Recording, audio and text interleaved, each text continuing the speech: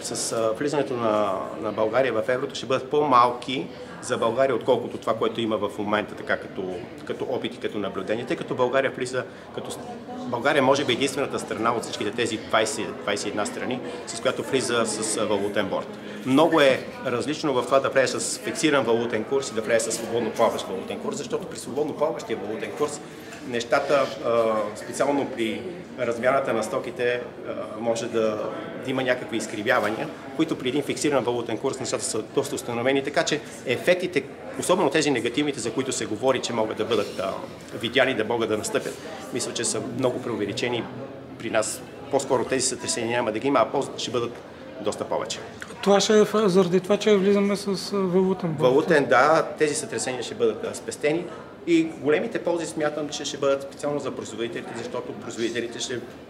все още цените на някои места, цените на производителите в България са по-ниски, отколкото цените на производителите в други европейски страни, така че това ще даде възможност цените на производителите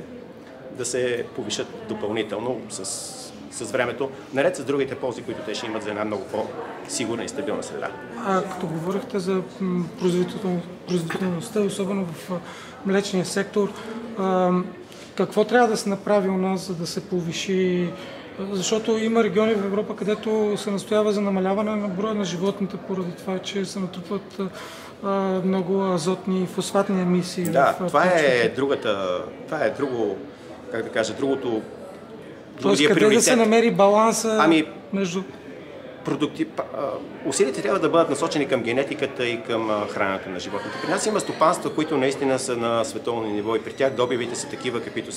могат да се измерват с другите най-добри постижения, които ги има в Европа. Но в большинството случаи добивите наистина са много ниски, което изисква инвестиции,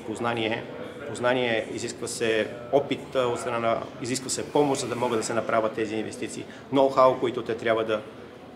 да получат и да се добият, за да може да се постигнат нещата, което до голяма степен предполага малко по-целенасочена политика на подпомагане и на управление в